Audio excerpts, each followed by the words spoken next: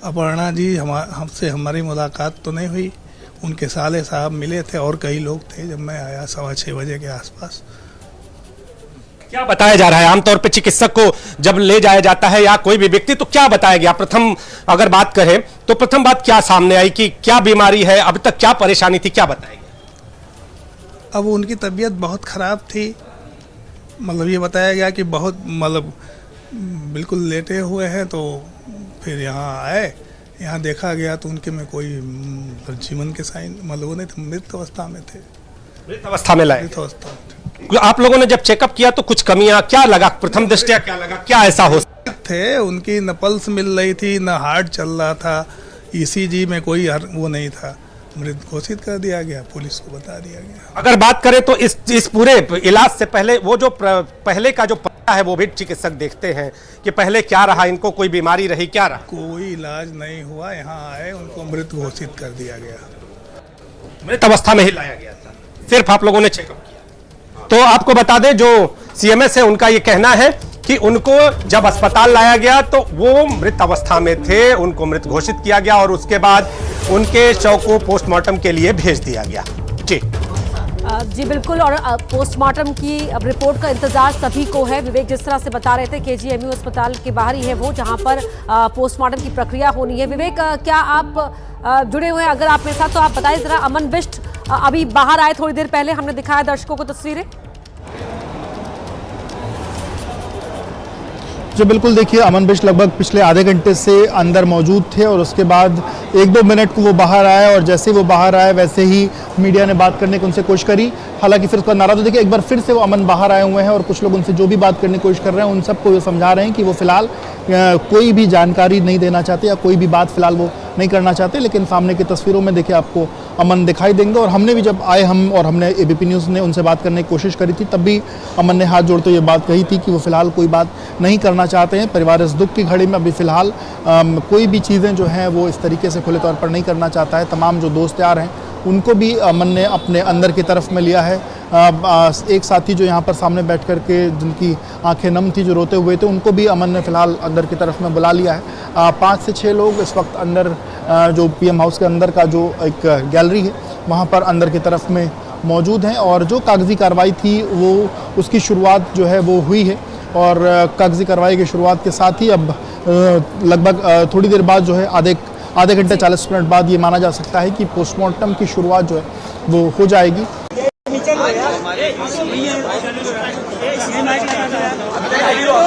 नहीं ले पाएंगे, मेरा सीना दबा हुआ है यार। नौजवान इसलिए था कि बचपन से ही उसे स्वास्थ्य के प्रति,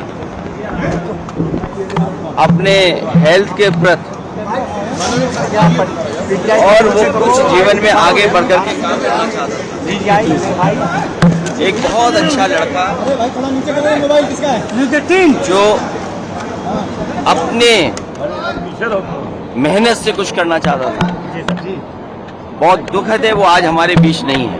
अखिलेश जी, लास्ट टाइम आपकी बात कब होनी चाहिए? जांच होनी चाहिए, आपको लगता है जांच होनी चाहिए? स्वाभाविक है कि जो कानूनी और जो कानून कहता है और जो परिवार के लोग कहेंगे उस हिसाब से हम लोग मानेंगे बात को। अखिलेश जी, आखिरी टाइम आपकी बात कब हुई थी? ये तारीख तो नहीं बता सकता हूँ मैं, लेकिन कुछ दिन पहले मेरी मुलाकात हुई थी, लगभग 2 महीने पहले।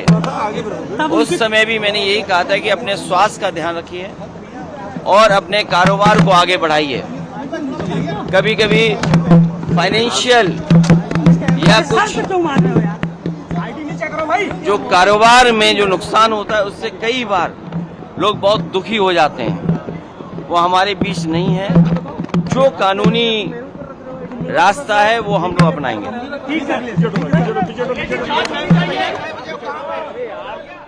अखिलेश यादव को आप सुन रहे थे। केजीएमयू के पोस्टमार्टम हाउस से बाहर अखिलेश यादव निकले हैं और अखिलेश यादव की तरफ से कहा गया कि देखिए, कुछ दिन पहले मेरी मुलाकात हुई थी तो मैंने यही कहा था कि अपने स्वास्थ्य का ध्यान रखो, अपने कारोबार को बढ़ाओ और बचपन से इस स्वास्थ्य के प्रति बहुत सजग प्रतीक यादव, ये अखिलेश यादव ने कहा।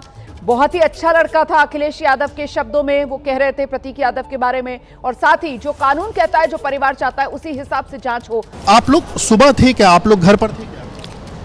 नहीं, हम लोग नहीं थे। कौन आप थे सुबह? जी मैं घर पे था। क्या हुआ, कितने बजे क्या? मैं 5 बजे घर पहुंचा था, तो वहाँ से हम लोग सीधे सिविल हॉस्पिटल आ गए। किसी ने कुछ बताया 5 आप जब घर पहुंचे, क्या तबीयत ना ठीक होने की बात? हाँ, तबीयत खराब तभी आया था। डॉक्टर्स ने क्या बोला जब हॉस्पिटल पहुंचे? डॉक्टर्स ने बचाने की कोशिश की लेकिन नहीं बच पाए। घर पे कौन कौन था जब ये सब कुछ हुआ? मुझे इतना जानकारी नहीं है। आप थे क्या घर पर सुबह? ये कुछ दोस्त हैं जो करते, आप लोग थे क्या सुबह? नहीं, सुबह हमें सोशल मीडिया के माध्यम से सूचना प्राप्त हुई जो है। आपका परिचय आपको? मैं नागेंद्र यादव हूँ, 167 पूर्वा विधानसभा क्षेत्र जो है जनपद उन्नाव से। जी। फिर अभी आप यहाँ पहुँचे, किसी परिवार से अभी किसी से कोई मुलाकात नहीं हुई है जी। उनके साले साहब से तो उनसे कुछ बात हुई है, लेकिन वो क्या कह रहे हैं? कहे हैं कोई जवाब नहीं दे पा रहे हैं। अभी दुखी है परिवार जी। कुछ लोग जो यहाँ पर पहुँचना शुरू हुए हैं, उनका कहना है कि परिवार दुखी है। क्या कुछ बात हो पाई है अमन से, या परिवार क्या कुछ कह पा रहा है? नहीं, अभी तो कुछ समझ में नहीं आ रहा। अभी सब इसी में लगे हुए हैं कि एकदम ही से जिस तरह से ये घटना हुई है, बहुत ही हम लोग अफसोस में हैं कि इस तरह से मर जाना, कि सुबह 5 बजे इस तरह से हो जाना, ये बहुत ही हम लोग के लिए दुख की घड़ी है। यहाँ लेकिन कोई परिवार में कुछ स्पेसिफिक नहीं बता रहे क्या कर? नहीं, ये तो मानो अस्पताल लेके आए हैं। ये परिवार के वो लोग बैठे थे, आप पूछ सकते हैं। ये परिवार के ही लोग उनके बैठे हैं। आप एक बार उनसे बात जानकारी के लिए कुछ और भी लोग जो इधर हैं उनसे पूछेंगे भी, बातचीत भी करेंगे। आप लोग भी साथ आए क्या? हाँ, आप लोग भी सुबह साथ आए? नहीं, मैं जस्ट अभी आया हूँ, लेकिन मैं कुछ कहना नहीं चाहूँगा। आप लोग सुबह साथ लाए क्या? नहीं, सुबह साथ आप लोग लाए क्या? कैसे क्या कुछ हुआ अचानक से? मैं आपके बाद आया हूँ। मैं तो आप कुछ क्यों ऐसा कर रहे हैं अभी देखिए ना। तो देखिए, फिलहाल परिवार कुछ भी बात करने को तैयार नहीं है, लेकिन ये बात जो 5 बजे की वो बात है कि 5 बजे तबीयत खराब होने की पुष्टि हुई, फिर उसके बाद अस्पताल ले जाने की बात ये 1-2 साथियों ने ये बात बताई है। और कुछ लोगों ने ये भी कहा कि घर से फ़ोन आया कि तबीयत नहीं सही है, उसके बाद वो लोग घर पर पहुँचे और उसके बाद फिर हॉस्पिटल में मौत की पुष्टि हुई। हालांकि उनका ये भी कहना है कि डॉक्टरों ने बचाने की कोशिश करी, लेकिन कुछ भी स्पष्ट नहीं हो डॉक्टर बचाने में नाकाम रहे। और फिलहाल प्रतीक हमारे बीच नहीं है, और परिवार की तरफ से प्रतीक के साले और अपर्णा के भाई अमन बिष्ट वो यहाँ पर मौजूद हैं। काफ़ी देर तक यहाँ पर बैठे हुए थे, जब 7:30 बजे यहाँ पर आए थे, और तब से लेकर के लगभग 1-1.25 घंटे तक प्रतीक यहाँ पर बैठे हुए थे, और माफ़ करिएगा, अमन यहाँ पर बैठे हुए थे। और अब अमन बिष्ट अंदर की तरफ में जा चुके हैं, जहाँ पर ये उम्मीद है कि आने वाले समय में थोड़ी देर में, क्योंकि जो पैनल है वो बन गया है, और पैनल बनने के बाद अब जो है वो कागजी कार्रवाई वो शुरू हुई है, और उस बीच में अमन को अंदर की तरफ में बुलाया गया है। तो कुछ और लोगों से पूछेंगे, आप साथ आए थे? देखिए, कुछ साथ के लोग हैं वो फिलहाल बात नहीं करना चाहते हैं, पर काफ़ी एक तरीके से जो दुखद घड़ी है वो पूरे परिवार के लिए है। मात्र 38 साल की उम्र में किसी का दोस्त, किसी का भाई, किसी का पति चला जाना। अब उनकी 2 छोटी-छोटी बेटियां हैं, और बेटियों के एक तरीके से ये कहा जा सकता है कि बेटियों के ऊपर से भी पिता का जो साया है वो इतनी कम उम्र में उठ गया। तो ये अपने आप में परिवार के लिए शोक का विषय है, और सबके लिए काफ़ी ज़्यादा तरीके से दुख की घड़ी है। पर अब पोस्टमार्टम के बाद स्पेसिफिक ये क्लियर होगा कि क्यों इस तरीके क्या कारण रहा इस डेथ का। और वो 38 साल की उम्र में ही जिस तरह से प्रतीक यादव का निधन हुआ, जाहिर सी बात है कि परिवार के लिए या जो दोस्त हैं, शुभचिंतक हैं, उनके लिए कुछ भी बोल पाना इस समय बेहद मुश्किल होगा। बने रहिएगा मेरे साथ। और डिप्टी सीएम केशव प्रसाद मौर्य ने भी प्रतीक यादव के निधन पर दुख जताया है। कहा है कि प्रतीक यादव के निधन की खबर बेहद दुखद है, मेरी संवेदनाएं शोक संतप्त परिवार के साथ है। पहले मुख्यमंत्री योगी की ओर से भी दुख व्यक्त किया गया, और अब केशव प्रसाद मौर्य ने भी प्रतीक यादव के निधन की खबर पर दुख जताया है। कहा है कि उनकी संवेदनाएं शोक संतप्त परिवार के साथ हैं। पीसी पांडे जी जुड़ गए हैं सीएमएस अस्पताल के, जहां पर प्रतीक यादव को लाया गया था। सर, जानना चाहेंगे आपसे किस समय प्रतीक यादव जी को वहां लाया गया था और उस वक्त उनकी क्या स्थिति थी? 6 बजे उनको ले आया गया था जी। तो मेरे 6 बजे वो ले आए गए थे, उस समय उनका निधन हो चुका था। पुलिस को इन्फॉर्म किया गया, पुलिस ने पंचनामा करके शव को केजीएमयू मॉर्चरी भेज दिया है। जी सर, तो कुछ जानकारी मिल पाई कि किस तरह से निधन हुआ? नहीं, बस वो आए तो यह उनका निधन हो चुका था। कौन लेकर आया था सर उन्हें? परिवार वाले थे। जी, परिवार वाले कुछ बता पाए हो कि तबीयत कैसे खराब हुई? नहीं, बस सवेरे उनकी तबीयत बिगड़ गई, यहाँ ले आए, यहाँ कुछ नहीं था। किस तरह की शिकायत सर उन्हें महसूस हुई थी?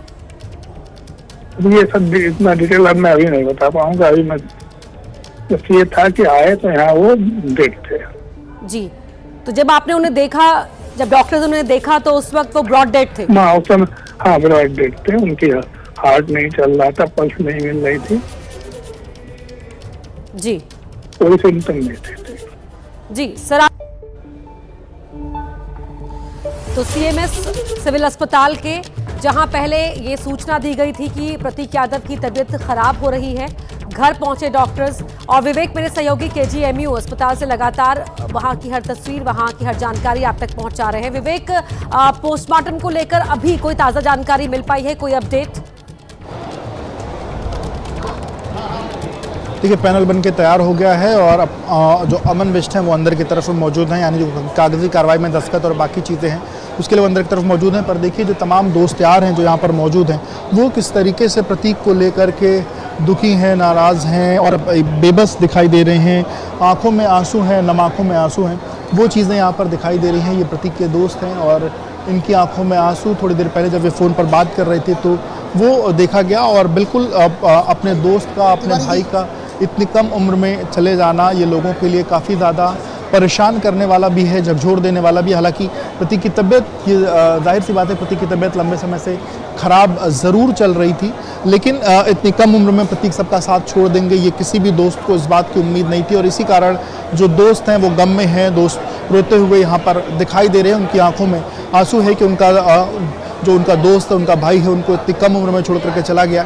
आपको बता दूं कि मेदांता में उनका इलाज भी चल रहा था कुछ समय पहले, आज से वो मेदांता में भर्ती भी कराए गए थे। हालांकि ये रूटीन के तौर पर उनका जो इलाज है वो मेदांता से ही चल रहा था और अभी 30 तारीख को बताया जा रहा है कि 30 तारीख को वो हॉस्पिटल में वहाँ पर थे भर्ती और उसके बाद 2 दिन बाद फिर उनको वापस जो है वो घर लाया गया था। आज सुबह 5 बजे की जो सूचना है कि 5 बजे ये सब कुछ सुबुगाहट हुई कि उसकी तबीयत नहीं सही है और उसके बाद जो और दोस्त थे घर से उन लोग को फ़ोन गया और उसके बाद उन दोस्त भी घर पर पहुंचे और उसके बाद डॉक्टर्स की टीम आई घर पर देखने और उसके बाद फिर वो हॉस्पिटल भी फिर ले जाए गए। जब वो हॉस्पिटल पहुंचे वहाँ पर डॉक्टरों ने जो तमाम एक तरीके से जो जाँचें हैं वो करी और उन जाँचों में इस बात की पुष्टि हुई कि अब प्रतीक उन लोगों के बीच नहीं है, हमारे बीच नहीं है प्रतीक। और उसके बाद मौत की पुष्टि हुई और उसके बाद फिर आगे की प्रक्रिया इस तरीके से सिविल हॉस्पिटल के जो डायरेक्टर हैं वो साथ में जुड़े थे और उन्होंने ये बात कही कि उसके बाद पंचनामे की प्रक्रिया करने के साथ ही साथ अब उनको पुलिस को सुपुर्द करते हुए पुलिस के साथ साथ परिवार के साथ साथ उनको केजीएमयू मॉर्चरी जो है वो शिफ्ट कर दिया गया है। और इस वक्त केजीएमयू मॉर्चरी में ही जो साथी हैं उनके वो इस वक्त यहीं पर मौजूद हैं और अमन बिष्ट परिवार की तरफ से यहाँ पर हैं, परिवार का प्रतिनिधित्व अमन बिष्ट कर रहे हैं जो प्रतीक के साले हैं, अपर्णा के भाई हैं। और काफ़ी देर तक लगभग अमन यहाँ पर सबके साथ बाहर में बैठे हुए थे। हमने जब आए तो हमने उनसे बात करने की शुरुआत में कोशिश करी लेकिन अमन ने हाथ जोड़ा। परिवार गम में है, आपके पास नीतीश भी हमारे साथ जुड़ गए हैं अमन और अमन बिष्ट यहाँ बाहर आ गए हैं, हालांकि मीडिया कर्मियों से वो बात नहीं कर रहे हैं और नीतीश मेरे साथ जुड़े हुए। नीतीश, मेरे साथ चिकित्सक हैं और जिस दौरान प्रतीक यादव को यहां पर लाया गया था, जब उनकी तबीयत खराब थी तो वो चिकित्सक यहां पर मौजूद थे। जब यहां पर उनको लाया गया था तो अच्छा क्या क्या इलाज हुआ? सीएमएस हम एक चीज़ जानना चाहेंगे कि जब आपको क्या जानकारी है इस पूरे मामले? सुबह 6:55 पे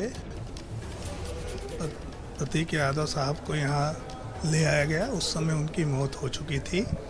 चिकित्सकों ने उनके वाइटल्स की जांच की, डेड डिक्लेयर किया, पुलिस को इन्फॉर्म किया, पुलिस आई, पुलिस ने बॉडी को लिया, पंचनामा किया और उसके बाद उसको पोस्टमार्टम के लिए केजीएमयू मॉर्चरी भेज दिया बॉडी। सर, जब उनको यहाँ पर लाया गया था, जो जानकारी अभी तक आपके सामने आई है, तो आप बता रहे हैं कि उनको मतलब यहाँ मृत स्थिति में लाया गया था, मृत अवस्था में लाया गया था।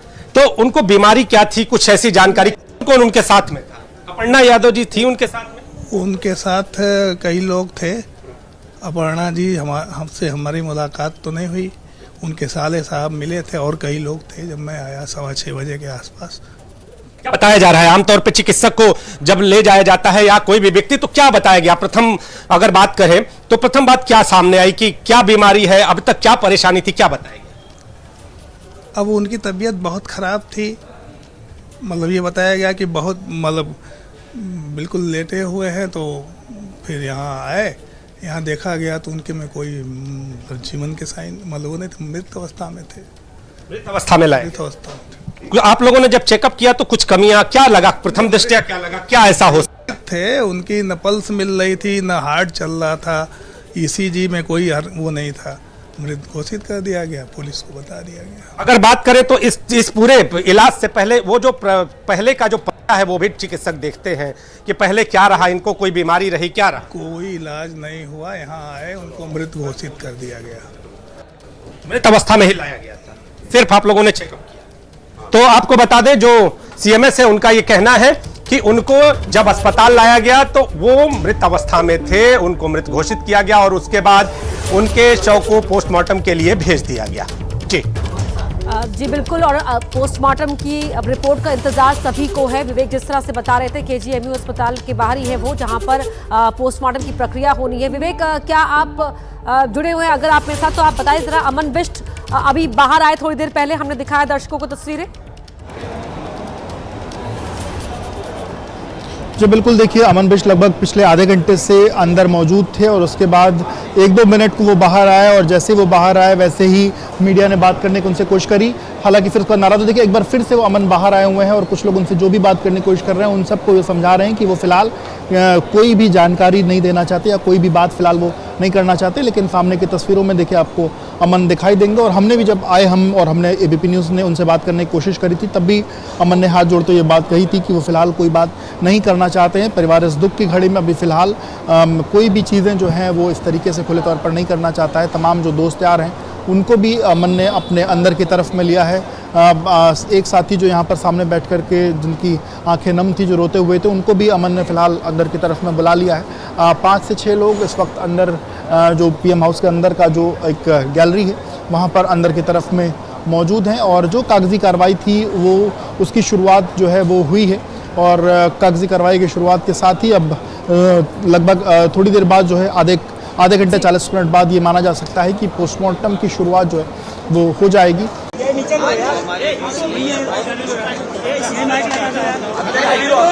नहीं ले पाएंगे, मेरा सीना दबा हुआ है यार। नौजवान इसलिए था कि बचपन से ही उसे स्वास्थ्य के प्रति, अपने हेल्थ के प्रति और वो कुछ जीवन में आगे बढ़कर के काम करना चाहता।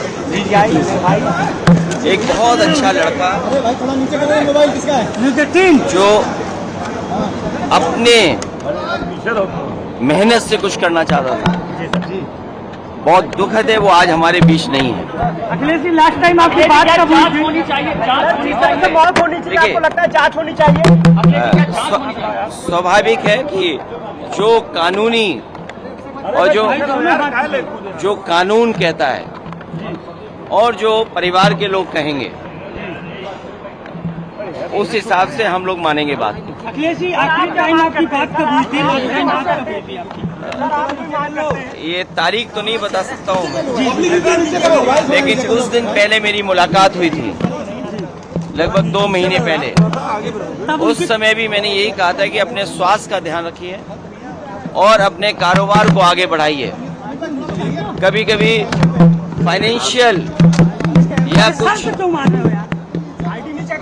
जो कारोबार में जो नुकसान होता है उससे कई बार लोग बहुत दुखी हो जाते हैं। वो हमारे बीच नहीं है।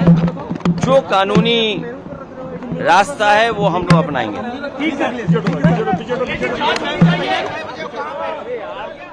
अखिलेश यादव को आप सुन रहे थे। KGMU के पोस्टमार्टम हाउस से बाहर अखिलेश यादव निकले हैं और अखिलेश यादव की तरफ से कहा गया कि देखिए, कुछ दिन पहले मेरी मुलाकात हुई थी तो मैंने यही कहा था कि अपने स्वास्थ्य का ध्यान रखो, अपने कारोबार को बढ़ाओ और बचपन से इस वास्ते के प्रति बहुत सजग प्रतीक यादव, ये अखिलेश यादव ने कहा।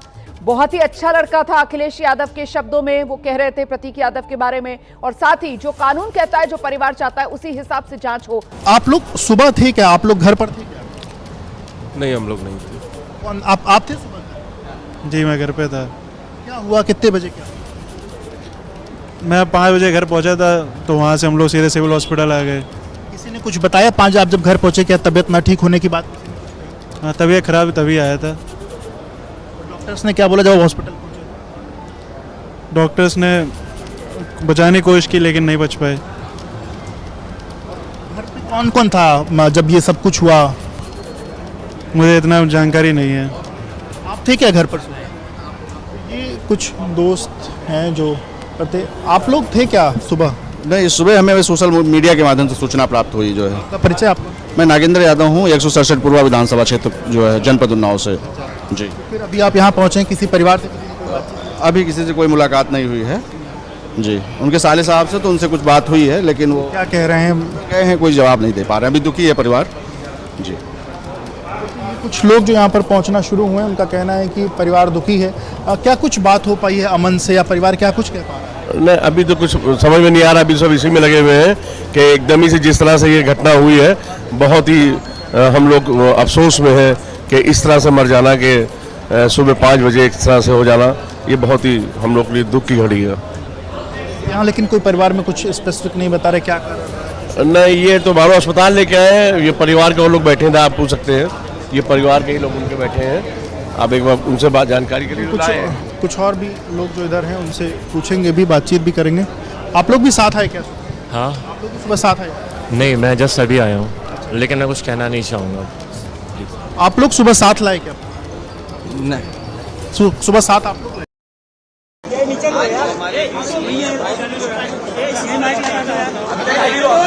नहीं ले पाएंगे, मेरा सीना दबा हुआ है यार। नौजवान इसलिए था कि बचपन से ही उसे स्वास्थ्य के प्रति, अपने हेल्थ के प्रति, और वो कुछ जीवन में आगे बढ़कर के काम करना चाहता था। एक बहुत अच्छा लड़का जो अपने मेहनत से कुछ करना चाहता था। बहुत दुखद है वो आज हमारे बीच नहीं है। अखिलेश जी, लास्ट टाइम आपकी बात कब होनी चाहिए? जांच होनी चाहिए, मौत होनी चाहिए। आपको लगता है जांच होनी चाहिए? स्वाभाविक है कि जो कानूनी और जो कानून कहता है और जो परिवार के लोग कहेंगे, उस हिसाब से हम लोग मानेंगे बात को। अखिलेश जी, आखिरी टाइम आपकी बात कब हुई थी? लास्ट टाइम बात कब हुई थी आपकी? ये तारीख तो नहीं बता सकता हूँ मैं, लेकिन कुछ दिन पहले मेरी मुलाकात हुई थी, लगभग 2 महीने पहले। उस समय भी मैंने यही कहा था कि अपने स्वास्थ्य का ध्यान रखिए और अपने कारोबार को आगे बढ़ाइए। कभी कभी फाइनेंशियल या कुछ जो कारोबार में जो नुकसान होता है, उससे कई बार लोग बहुत दुखी हो जाते हैं। वो हमारे बीच नहीं है। जो कानूनी रास्ता है वो हम लोग अपनाएंगे। नीतीश, कुछ देर पहले तस्वीरें भी आपने दिखाई, जो उनके समर्थक हैं, शुभचिंतक हैं, उनको प्यार करने वाले लोग हैं, सभी इस वक्त वहां पर मौजूद नजर आ रहे हैं। रो रो कर सभी का बुरा हाल है, नम आंखें हैं।